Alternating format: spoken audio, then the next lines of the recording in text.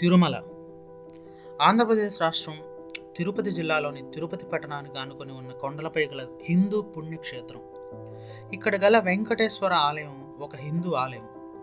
ఈ ఆలయం విష్ణు రూపమైన వెంకటేశ్వరుడికి అంకితం చేయబడింది. కలియుగంలో పరీక్షలు, కష్టాల నుండి మానవాళిని రక్షించడానికి భగవంతుడు ఇక్కడ స్వయంగా వెలిశాడని నమ్ముతారు. అందువల్ల ఈ ప్రదేశానికి కలియుగ వైకుంఠం అనే పేరు కూడా వచ్చింది. ఇక్కడ ఉన్న భగవంతుడిని కలియుగ ప్రత్యక్ష దైవం అని, ఆలయాన్ని తిరుమల ఆలయం, తిరుపతి ఆలయం, తిరుపతి బాలాజీ ఆలయం అని, వెంకటేశ్వరుని బాలాజీ, గోవింద, శ్రీనివాస అనే ఇతర పేర్లతో పిలుస్తారు. ఈ ఆలయాన్ని ఆంధ్రప్రదేశ్ ప్రభుత్వ ప్రత్యక్ష నియంత్రణలో ఉన్న తిరుమల తిరుపతి దేవస్థానం నిర్వహిస్తుంది.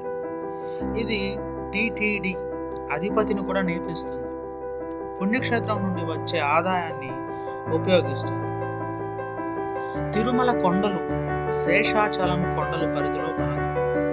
కొండలు సముద్ర మట్టానికి పైన 853 మీటర్లు ఎత్తులో ఉంటాయి.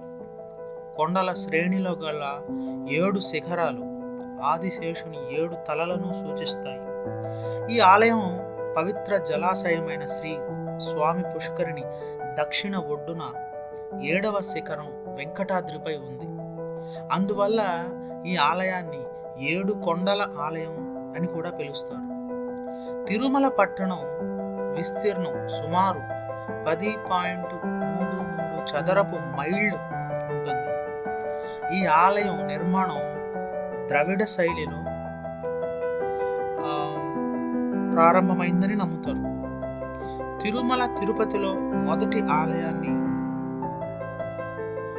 పురాతన తొండై మండలం తమిళ పాలకుడు తొండమాన్ 8వ శతాబ్దంలో గాలిగోపురం ప్రాకారాన్ని నిర్మించాడని చెబుతారు.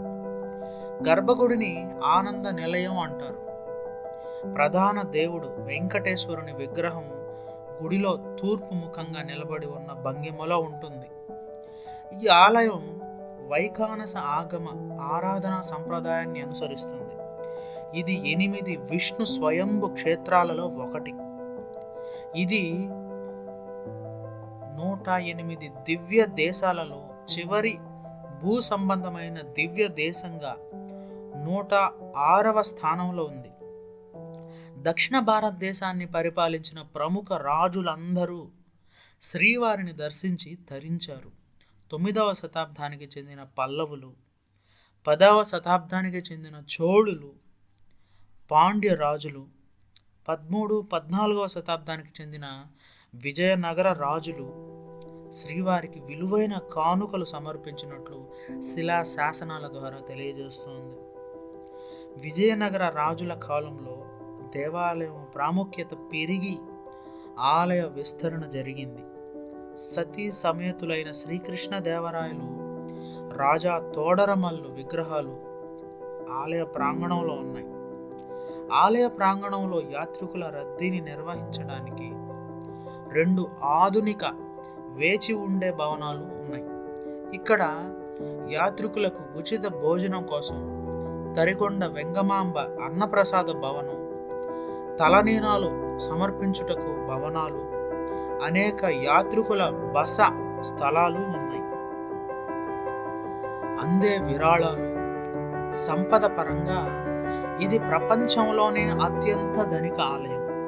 ఈ ఆలయాన్ని ప్రతిరోజు 50,000 నుండి 1,00,000 మంది యాత్రికులు, సంవత్సరానికి సగటున 30 నుండి 40 మిలియన్ల మంది సందర్శిస్తారు.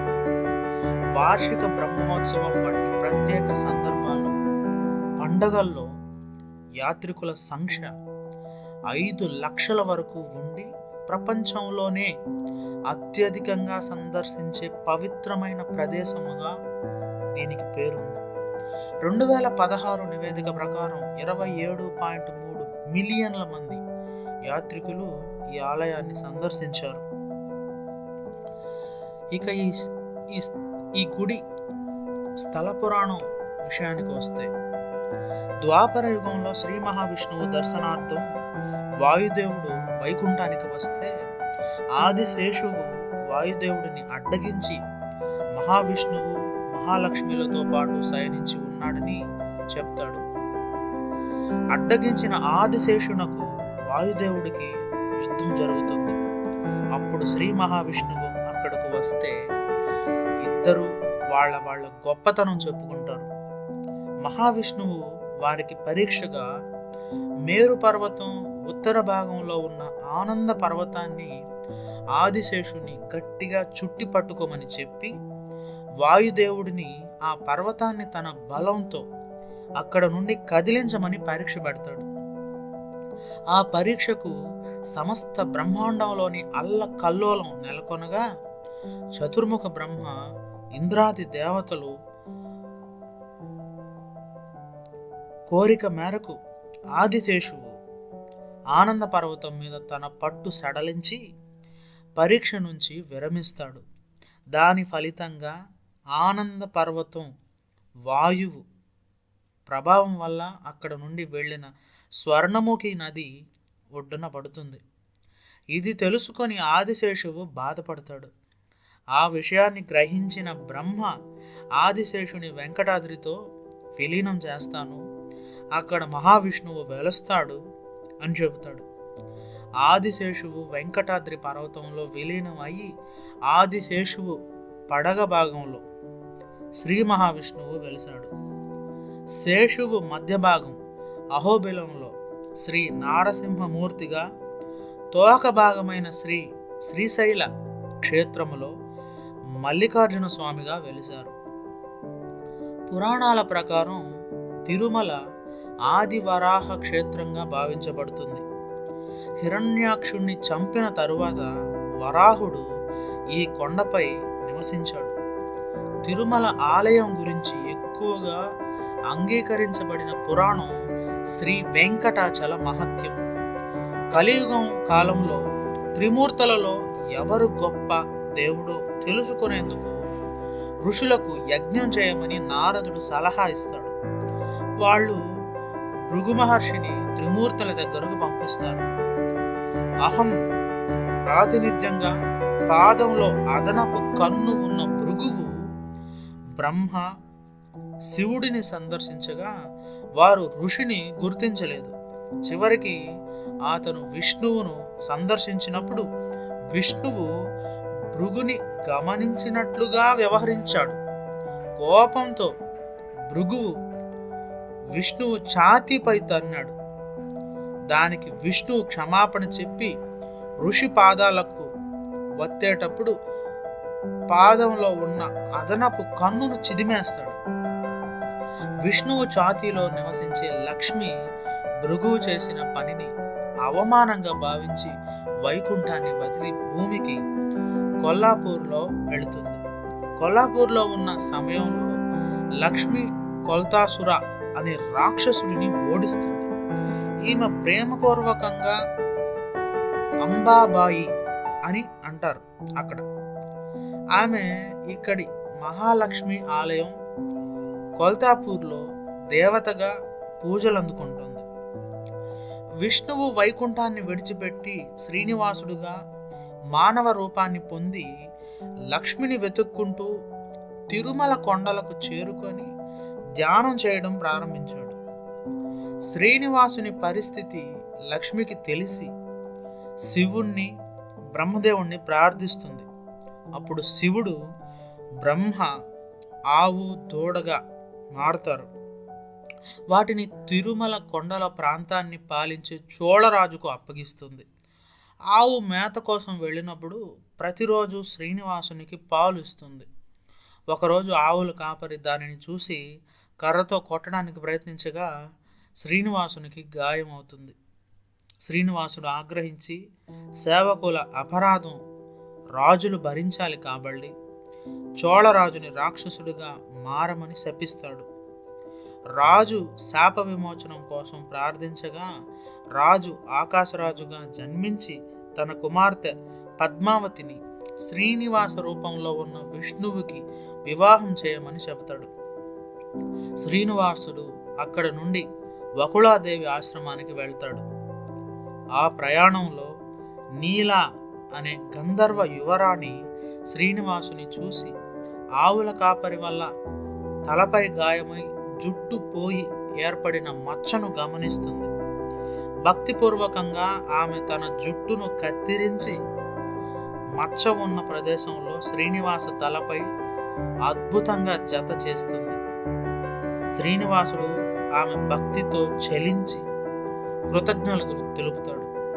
ఆమెను దేవతగా మార్చి తన భక్తుల జుట్టు కత్తిరించుకొని దానం చేస్తారని, దానిని స్వీకరించమని ఆమెను ఆశీర్వదించాడు. గత జన్మలో కృష్ణుడి పెంపుడు తల్లి అయిన యశోద ఈ జన్మలో వకుళాదేవి. శ్రీనివాసుడు తన బిడ్డ కావాలని ఎంతో ఆసక్తిగా ఎదురు చూసింది. గత జన్మలో కృష్ణుడి వివాహం చూడలేకపోయినందున ఈ జన్మలో చూడాలని వేడుకొనగా కృష్ణుడు వకుళాదేవిగా జన్మించినప్పుడు శ్రీనివాసుడిగా తన వద్దకు వస్తానని, ఆ తర్వాత ఆమె పెళ్లిని చూడగలదని చెప్పాడు. ఆమె ఆశ్రమంలోకి ప్రవేశించిన తరువాత అతను అమ్మా అని పిలవగా వకుళాదేవి దత్తత తీసుకుంటుంది. మరొక వైపు శ్రీనివాసుడి చేత శపించబడిన తరువాత చోళరాజు ఆకాశరాజుగా పునర్జన్మ తీసుకొని సంతానం కోసం యజ్ఞం చేయగా బంగారు కమలంలో ఆడపిల్ల దొరుకుతుంది. ఆమెను పద్మావతిగా పెంచుతాడు. ఈమె లక్ష్మీ ప్రతిరూపమే. పద్మావతి చదువుకొని చాలా అందమైన యువరాణిగా ఎదిగింది. ఒకరోజు శ్రీనివాసుడు వేటలో ఉన్నప్పుడు అతను పద్మావతి దేవిని గమనించి ప్రేమిస్తాడు. ఆ సమయంలో పద్మావతి తన స్నేహితురాండ్రతో ఆటలాడుకుంటున్నప్పుడు అకస్మాత్తుగా ఒక ఏనుగు తలెత్తి యువరాణిని వెంబడించగా పద్మావతి శ్రీనివాసుని వైపు పరిగెత్తుకుంటూ రక్షణ కోసం అతని చేతుల్లో పడుతుంది. ఆ ఏనుగు గణేశుడే. పద్మావతి ఆమె స్నేహితురాండ్లు శ్రీనివాసుడు పరస్పర వివరాలు తెలుసుకున్నారు. శ్రీనివాసుడు పద్మావతిని వివాహం చేసుకుంటానని తెలుపగా ఆమె స్నేహితురాండ్లు శ్రీనివాసుని వెళ్ళగొడతారు. శ్రీనివాసుడు వకుళాదేవి వద్దకు వెళ్ళి తన పరిస్థితి చెప్పగా దానికి ఆమె వ్యక్తిగతంగా ఆకాశరాజుకు వద్దకు వెళ్ళి మాట్లాడతానని చెబుతుంది. రాజు తిరస్కరిస్తాడని భయపడి శ్రీనివాసుడు సోది చెప్పే మహిళ రూపంలో రాజభవనానికి వెళ్ళి రాణికి పద్మావతి భవిష్యత్తు గురించి చెబుతూ పద్మావతి శ్రీనివాస రూపంలో ఉన్న విష్ణువును వివాహమాడుతుందని, వకుళాదేవి అనే మహిళ త్వరలో ఈ వివాహం గురించి అడగడానికి వస్తుందని చెబుతుంది. వకుళాదేవి తన కొడుకు శ్రీనివాసుని పద్మావతితో వివాహం చేయించమని కోరినప్పుడు రాజు రాణి అంగీకరిస్తారు. రాజు కుమార్తె అయిన పద్మావతికి పెళ్లికి సిద్ధమవడానికి ధనరాశులు ఉన్నాయి. శ్రీనివాసుడు తన తల్లి పేదవారైనందున శివుడు, బ్రహ్మ, ఇంద్రుడు, సంపద దేవుడైన కుబేరుడిని ప్రార్థించాలని సూచించారు. కుబేరుడు శ్రీనివాసుని ప్రార్థనలకు సమాధానమిస్తూ డబ్బు, నగలు మొదలైన వాటిని అప్పుగా ఇచ్చాడు. శ్రీనివాసుడు తన భక్తులు ఇచ్చే డబ్బుతో అప్పు తీరుస్తానని చెబుతాడు. ఆకాశరాజు రాజభవనంలో వైభోగంగా వివాహం చేసుకొని తిరుమల కొండకు తిరిగి వస్తాడు. శ్రీనివాసుడు పద్మావతి తిరుమలలో చాలా సంవత్సరాలు నివసించి తిరిగి వైకుంఠానికి తిరిగి వెళతారు. వెంకటేశ్వర మూర్తిలో పద్మావతి లక్ష్మి ఛాతి ఒకవైపు ఉంటుంది. అలాగే మరొక వైపు లక్ష్మి అవతారమై భూదేవి ఉంటుంది. ఈ పురాణానికి కొంచెం తేడాతో ఇతర కూర్పులు కూడా ఉన్నాయి. మరో ప్రసిద్ధ రూపంలో పద్మావతి లక్ష్మి కాదు, వేదవతి పునర్జన్మ. ఈ సంస్కరణలతో శ్రీనివాస పద్మావతుల వివాహం అయిన కొన్ని నెలల తరువాత లక్ష్మీదేవి వివాహం గురించి తెలుసుకొని శ్రీనివాసుడిని ప్రశ్నించడానికి తిరుమల కొండకు వెళుతుంది. లక్ష్మి పద్మావతి ఎదురైనప్పుడు శ్రీనివాసుడు శిలగా మారిపోతాడు. బ్రహ్మ, శివుడు ప్రత్యక్షమై గందరగోళంలో ఉన్న వారికి కలియుగం శాశ్వత కష్టాల నుండి మానవ జాతి విముక్తి కోసం 7 కొండలపై ఉండాలనే ప్రభువు కోరిక వలన అలా జరిగినట్లు చెబుతారు.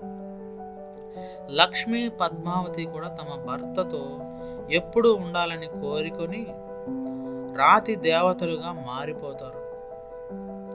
లక్ష్మి అతని ఛాతీపై ఎడమ వైపున ఉంటుంది, పద్మావతి అతని ఛాతీ కుడి వైపున ఉంటుంది. తిరుమల ఆలయంలోని లోపలి ప్రాకారం ఆనంద నిలయాన్ని తొండమాన్ చక్రవర్తి నిర్మించాడని ప్రతీతి. తొండమాన్ చక్రవర్తి ఆకాశరాజుకి సోదరుడు. ఇక చరిత్ర విషయానికి వస్తే, తిరుమల హిందూ పుణ్యక్షేత్రంగా 1500 ఏళ్ల పైగా చరిత్ర ఉంది.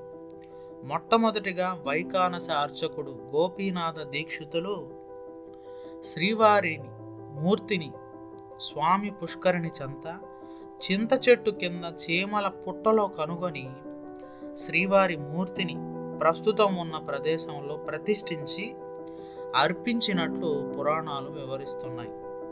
అప్పటి నుండి గోపీనాథ దీక్షితుల యొక్క వంశీయులే పరంపరగా స్వామివారి పూజా కైంకర్యాలు నిర్వహణ చేస్తున్నారు. పల్లవరాజు శక్తి విటంకన్ భార్య అయిన రాణి సామవై పెరిందేవి శాలివాహన శకం 966లో భోగ శ్రీనివాసమూర్తి విగ్రహాన్ని అర్చకులు సూచించిన విధంగా శ్రీ వైఖానస భగవచ్ఛాస్త్రోక్తంగా ప్రతిష్ఠింపజేసింది. ఇదే తిరుమల ఆలయంలో మొట్టమొదటి కానుకగా దేవాలయంలోని గోడల మీది శాసనం వలన తెలుస్తోంది. ఆమె అనేక ఆభరణాలు 2 ప్రాంతాలలో భూమిని విరాళంగా ఇచ్చింది. ఆ భూమి నుండి వచ్చే ఆదాయాన్ని ఆలయంలో ప్రధాన పండుగ వేడుకలకు ఉపయోగించుకోవాలని ఆదేశించింది. పల్లవ రాజవంశం, చోళ రాజవంశం, విజయనగర రాజులు వెంకటేశ్వర స్వామిని ఆరాధించారు. తెలుగు పల్లవరాజు విజయగండ గోపాలదేవుడు శాలివాహన శకం 1328లో శ్రీ త్రిభువన చక్రవర్తి తిరువెంకటనాథ యాదవరాయలు శాలివాహన శకం 1429లో హరిహర రాయలు శాలివాహన శకం 1446లో బ్రహ్మోత్సవాలు నిర్వహించారు. ఈ ఆలయం ప్రస్తుత సంపద పరిమాణంలో చాలా భాగం విజయనగర సామ్రాజ్యం రాజులు వజ్రాలు, బంగారాన్ని విరాళంగా ఇవ్వడం ద్వారా పొందింది. సాళువ నరసింహరాజులు 1470లో భార్య, 2 కుమారులు తన పేర్లతో సంపంగి ప్రదక్షిణం 4 మూలలలో 4 స్తంభాల మండపాలను నిర్మించాడు. 1473లో తిరుమల రాయ మండపానికి వేదిక నిర్మించాడు. శ్రీకృష్ణదేవరాయలు శాలివాహన శకం 1513 నుండి 1521 వరకు 7 సార్లు తిరుమలకి వచ్చి ఇచ్చిన బంగారం ఆభరణాల దానం 1517లో ఆనంద నిలయం పైకప్పుకు బంగారు పూత పోయడానికి వీలు కల్పించింది. 1517 జనవరి 2న కృష్ణదేవరాయ ఆలయంలో తన విగ్రహాన్ని ఏర్పాటు చేసుకున్నాడు. ఆలయానికి ఇంకొన్ని విరాళాలు ఇచ్చాడు. అచ్యుతరాయలు 1530లో ఉత్సవాలు నిర్వహించాడు. తిరుమల రాయలు 16వ శతాబ్దం చివరిలో అన్నా ఊయల మండపాన్ని విస్తరింపజేసి ఉత్సవాలు నిర్వహించాడు. వెంకటపతి రాయలు 1570లో చంద్రగారిని పాలించిన కాలంలో ఆలయాన్ని పరిరక్షించాడు. 1320-1369 మధ్య శ్రీరంగపట్నం రంగనాథ ఆలయ విగ్రహాలను భద్రపరచడానికి ఈ ఆలయంలో ఉంచారు. విజయనగర సామ్రాజ్యం క్షీణించిన తరువాత మైసూరు రాజ్యం, గద్వాల్ సంస్థానం వంటి రాష్ట్రాల నాయకులు భక్తులకు పూజలుగా చేసి ఆలయానికి ఆభరణాలు, విలువైన వస్తువులను ఇచ్చారు. ఈ ఆలయం 1656 జూలైలో గోల్కొండ నవాబు చేతుల్లోకి వెళ్ళింది. తర్వాత అది కొద్ది కాలం పాటు ఫ్రెంచ్ పాలనలో ఉండి ఆ తర్వాత శాలివాహన శకం 1801 వరకు కర్ణాటక నవాబు పరిపాలనలో ఉంది. కర్ణాటకకు నవాబైన దావూద్ ఖాన్ హైదరాబాద్ నిజాంకు కట్టవలసిన పన్నులను సమకూర్చుకునేందుకు ఆలయంపై పన్నులు విధించాడు. ఈ విషయంగా మహమ్మదీయులు, మరాఠాలు గొడవలు పడ్డారు. మరాఠా సైనికాధికారి రాఘోజీ భోంస్లే ఆలయాన్ని సందర్శించి ఆలయంలో ఆరాధన కోసం శాశ్వత పరిపాలనను ఏర్పాటు చేశారు. 19వ శతాబ్దం ప్రారంభంలో బ్రిటిష్ వారి ఆగమనంతో ఆలయ నిర్వహణ ఈస్ట్ ఇండియా కంపెనీ చేతుల్లోకి వెళ్ళింది. వారు ఆలయానికి ప్రత్యేక హోదాను ఇచ్చి కార్యకలాపాలలో జోక్యం చేసుకోకుండా ఉన్నారు. మద్రాస్ ప్రభుత్వం 1817లో జారీ చేసిన 7వ రెగ్యులేషన్ ప్రకారం ఆలయం ఉత్తర ఆర్కాట్ జిల్లా కలెక్టర్ ద్వారా రెవెన్యూ మండల నియంత్రణలోకి తెచ్చింది. 1821లో బ్రూస్ అనే బ్రిటిష్ అధికారి ఆలయ నిర్వహణ కోసం నియమాలను రూపొందించారు. దీనిని బ్రూస్ కోడ్ అని పిలుస్తారు. 7వ నిజాం మీర్ ఉస్మాన్ అలీ ఖాన్ ఆలయానికి 8,000 రూపాయలు విరాళంగా ఇచ్చారు. 1843లో ఈస్ట్ ఇండియా కంపెనీ తిరుపతిలోని ఇతర దేవాలయాలతో పాటు తిరుమల ఆలయ పరిపాలనను హతీరాంజీ మఠం మహంతులకు బదిలీ చేసింది. 1870లో యాత్రికుల సౌకర్యార్థం కొండ మీదకు మెట్లు నిర్మించారు. 19వ శతాబ్దానికి కొండపైన శ్రీవారి ఆలయం, విశాలమైన హతీరాంజీ మఠం తప్ప వేరే ఏ నిర్మాణాలు ఉండేవి కావు. అతి కొద్దిగా ఉండే ఇళ్ళు అత్యంత సంకుచితంగా ఉండేవి. కోతుల బెడద విపరీతంగా ఉండేది. అడవి పందులు కొండపై వాళ్ళ మధ్య నడుస్తూనే ఉండేవి. అడవి జంతువులు, దొంగల భయంతో యాత్రికులు గుంపులుగా డప్పులు వాయిస్తూ గోవిందనామ స్మరణ చేస్తూ కొండ ఎక్కేవారు. 1933లో టిటిడి చట్టం ఫలితంగా తిరుమల తిరుపతి దేవస్థానాలు ఏర్పడే వరకు, అనగా 90 ఏళ్ల పాటు 6 తరాల మహంతుల పాలనలో ఉంది. 1933లో 26,000 రూపాయల ఖర్చుతో మెట్ల మార్గాన్ని అభివృద్ధి చేసింది. 1940 నాటికి తిరుమలకు వచ్చే భక్తుల సంఖ్య మెల్లగా పెరగడం మొదలైంది. అప్పటి ఉమ్మడి మద్రాసు ప్రభుత్వం కొండ మీదకు రోడ్డు మార్గం గురించి ఆలోచించింది. బ్రిటిష్ అధికారులకు సర్వే బృందాల వారు తిరుపతి చేరుకున్నారు. 1944 ఏప్రిల్ నాటికి అలిపిరి నుంచి తిరుమల దాకా ఘాట్ రోడ్డు నిర్మాణం పూర్తయింది. మొదట్లో ఎద్దుల బండ్లు, గుర్రపు బండ్లు తిరిగేవి. నెమ్మదిగా దేవస్థానమే తిరుమల తిరుపతి మధ్య 2 బస్సులు ప్రారంభించింది. బస్సుల సంఖ్య పెంచుకుంటూ పోవడంతో సౌకర్యంగా ఉండి భక్తులు వెళ్ళి వస్తూ సాగారు. 1951లో మద్రాస్ హిందూ మత చారిటబుల్ ఎండోమెంట్ చట్టం పరిధిలోకి వచ్చింది. 1966లో ఈ ఆలయాన్ని ఆంధ్రప్రదేశ్ రాష్ట్ర దేవాదాయ శాఖ నియంత్రణలోకి వచ్చింది. ఆంధ్రప్రదేశ్ చారిటబుల్ హిందూ మత సంస్థలు ఎండోమెంట్స్ చట్టం 1979 ప్రకారం 1966 చట్టం రద్దు చేసి తిరుమల తిరుపతి దేవస్థానాల చట్టం ఏర్పరిచారు. దీని ప్రకారం ఆలయ పరిపాలన కార్యనిర్వహణ అధికారి ఆంధ్రప్రదేశ్ ప్రభుత్వం నియమించే 3 సభ్యుల మండలికి అప్పగించబడింది. 1947లో 2వ ఘాట్ రోడ్డును కూడా నిర్మించారు. 1980లో టిటిడి బోర్డు మెట్ల మార్గానికి పైకప్పు నిర్మించి విద్యుత్ దీపాల ఏర్పాటుతో మరింత అభివృద్ధి చేసింది. ఈ ఆలయంలో కన్నడ, సంస్కృతం, తమిళం, తెలుగు భాషల్లో సుమారు 640 శాసనాలు ఉన్నాయి. తాళ్లపాక అన్నమాచార్యులు, అతని వారసుల తెలుగు సంకీర్తనలు 3000 రాగి పలకాలపై చెక్కబడి ఉన్నాయి.